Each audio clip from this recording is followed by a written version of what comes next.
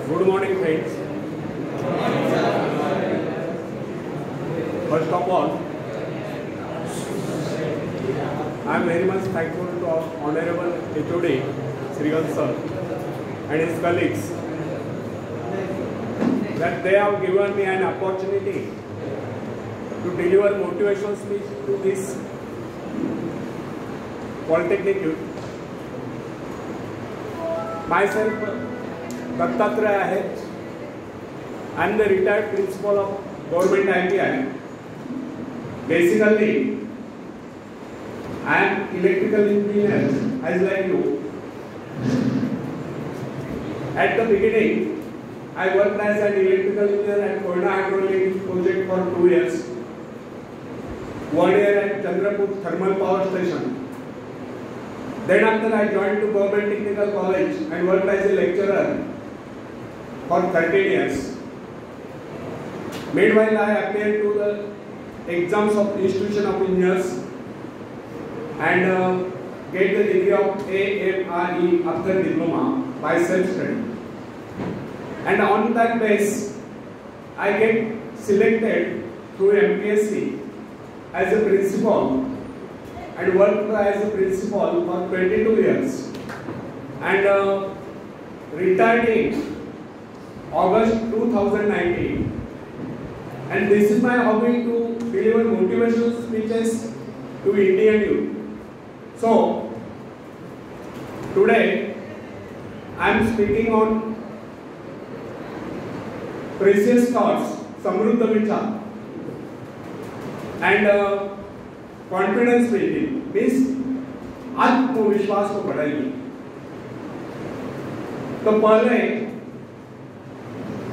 एक शेर सुनाता हूँ, बाद में स्पीच चालू करता हूँ। जिंदगी में रास्ते बना बनाए नहीं मिलते, जिंदगी में रास्ते बना बनाए नहीं मिलते, उन्हें स्वयं बनाना पड़ता है। मंजिलें यूं ही नहीं मिलती यारों, उन्हें मेहनत से हासिल करना पड़ता है, उन्हें मेहनत से हासिल करना पड़ता है। धन्यवाद।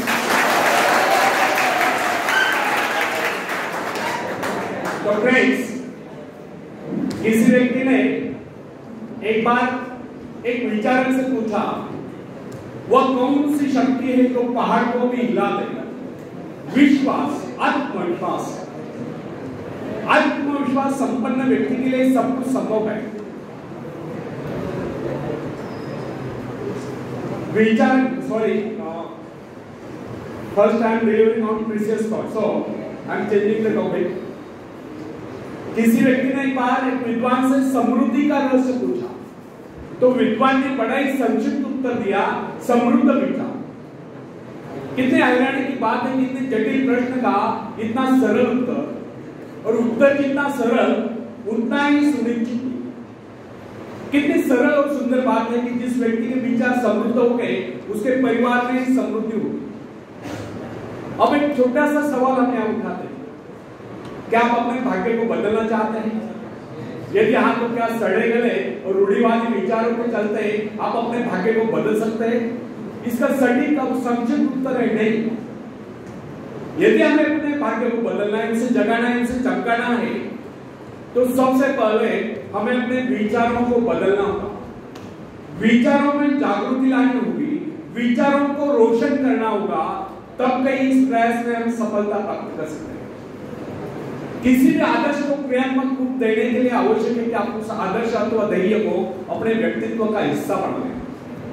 यदि आपका ध्येय अथवा आदर्श आपके साथ बना रहे, तो इससे आपको प्रेरणा प्राप्त होती है। आपने देखा होगा, कुछ प्रभु भक्त अपने इष्ट की कोई मूर्ति या कोई चित्र अपने साथ रखते हैं। यह क्या है? यह अपने इष्ट की स्मृति सदैव अपने साथ बनाए रखने की प्रेरणा है। इसी प्रकार हमें भी अपने कर्तव्य एवं लक्ष्य का ध्यान सदा बनाए रखना चाहिए। अपने ध्यान को इधर उधर बिखेरने से शक्तियों का ह्रास होता है। फ्रेंड्स, यदि आज से शीशे पर पड़ने वाली किरणें एक ही स्थान पर केंद्रित की जाए, तो वे इतनी प्रभावशाली होती है कि उनसे आग पैदा हो सकती है। जबकि अव्यवस्थित और बिखरी हुई अवस्था में वे किरणें इतने प्रभावशाली सिद्ध नहीं होती। इसका भी यही कारण है कि जब वे किरणें एक ही स्थान पर होते हैं तो उनके संपूर्ण शक्ति का लक्ष्य एक केंद्र बिंदु होता है। लक्ष्य साधन के लिए एकाग्रता बहुत आवश्यक है।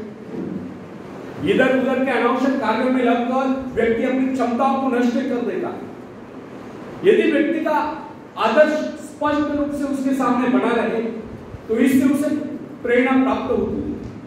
इसलिए समृद्ध बनने के लिए यह आवश्यक है कि हमारे मन में निरंतर समृद्ध बनने के विचार बने रहे। ये विचार हमें अपने आदर्श की ओर बढ़ने के लिए प्रेरित करते रहेंगे और हम सजग एवं जागरूक रहकर अपने आदर्श और लक्ष्य प्राप्ति के लिए प्रयत्नशील रहेंगे। सजग रहने से व्यक्ति कभी अवसर नहीं चुकता है।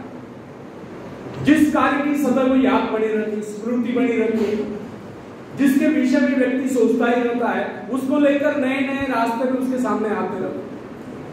फ्रेंड्स, यह सृष्टि बड़ी ही विशाल और अनंत है।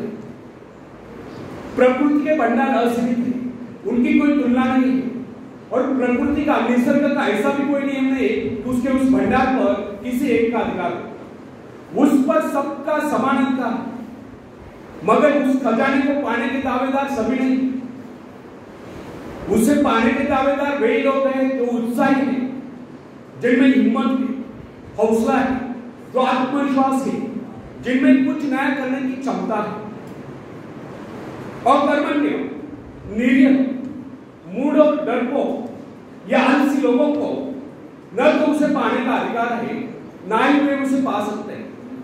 यह तो उसे मिलेगी जिसने अपनी भीतरी शक्ति को जान लिया। फ्रेंड्स, यदि आप इस सृष्टि का अध्ययन करेंगे तो आपको पता चलेगा कि इस सृष्टि शक्ति के सूक्ष्म सूत्रों में बंधी हुई है। इस प्रकार धीरे धीरे आप अपने हृदय की महान शक्ति की उपस्थिति को समझने लगोगे। अब आपको कभी हताश न कर सकेंगे। वे आपको अपने अंधकारपूर्ण जाल में फंसाने में समर्थ न होंगे।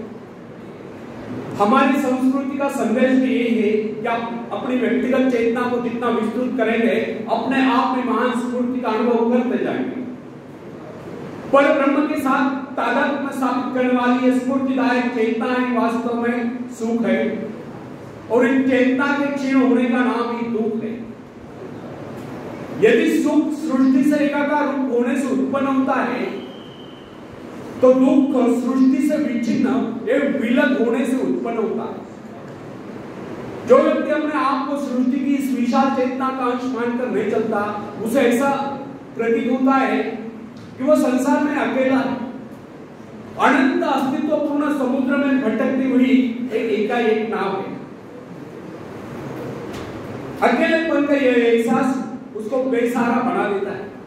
वो अपने व्यक्तित्व को असहाय अनुभव करता है। इस प्रकार की परिस्थिति में ही दुख का जन्म होता है।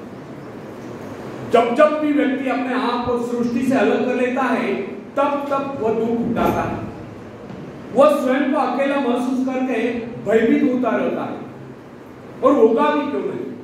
सृष्टि से नाता तोड़कर उसने स्वयं को अकेला क्यों कर लिया? इसके विपरीत जिस व्यक्ति ने सृष्टि से संबंध जोड़ रखा है और तारतम्य बनाया हुआ है, वह कभी स्वयं को अकेला नहीं समझता। उसे ऐसा अनुभव होता है कि प्रकृति, निसर्ग उसका सहयोग करता है। वो अपने आप को समृद्ध अनुभव करता है क्योंकि प्रकृति के प्रति उसका दृष्टिकोण मित्र भाव का होता है। यही भाव व्यक्ति में शक्ति और आत्मविश्वास पैदा करता है। फ्रेंड्स, आत्मविश्वास क्या है? अपने भीतर मौजूद शक्ति का एहसास ही आत्मविश्वास है। जो व्यक्ति अपने आप को सृष्टि से अलग कर लेता है, वह आत्मविश्वास से हीन रहता है। उसे प्रकृति के प्रति कभी स्नेह नहीं होता। वह प्राकृतिक प्रक्रिया को अपरिचित और अपने प्रति षड्यंत्र मानता है। उसे ऐसा लगता है कि सब उसके दुश्मन है, सब उसका अहित चाहते हैं। अब आप ही बताएं कि ऐसा व्यक्ति अपने भाग्य को कैसा बदल सकता है? कदापि नहीं। फ्रेंड्स, प्राय लोग इस प्रकार कहा करते हैं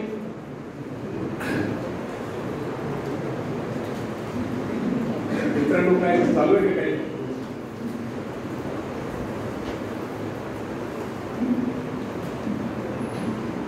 तो फ्रेंड्स, प्राय लोग इस प्रकार कहा करते हैं कि इस संसार में कुछ एक व्यक्ति सुखी रह सकते हैं, शेष लोगों को अनिवार्य रूप से साधन, निर्धन और दूसरों का मोहताज रहना पड़ता है। उनके विचारों में सृष्टि में सुख समृद्धि के साधन सीमित न रहने के कारण सभी लोग समृद्ध नहीं रह सकते।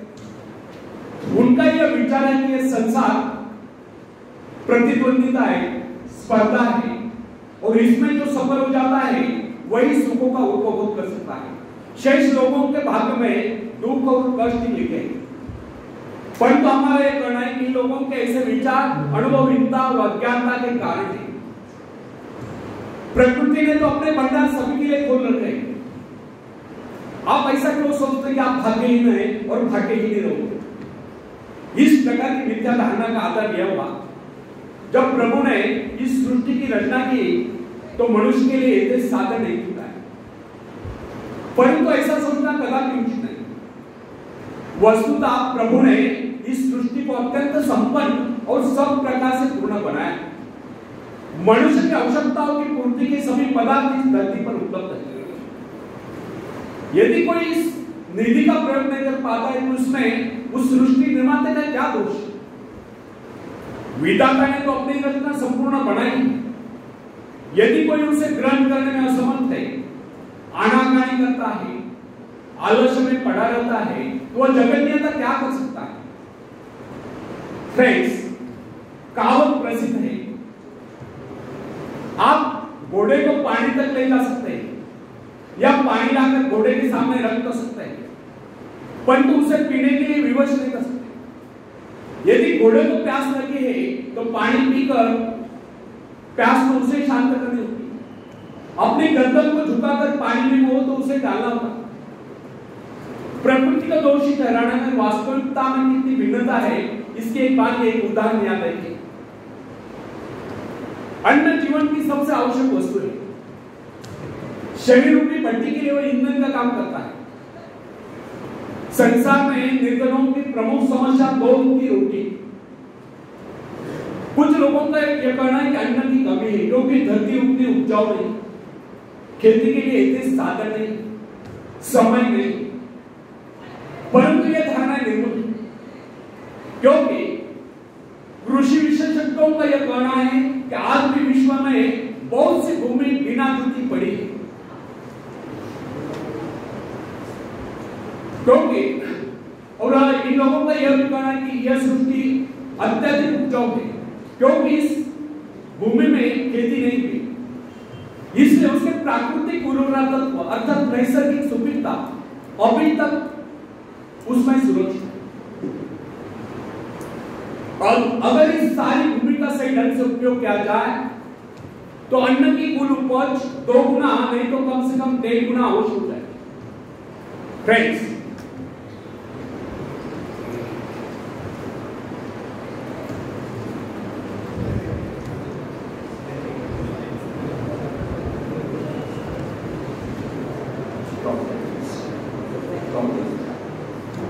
मोबाइल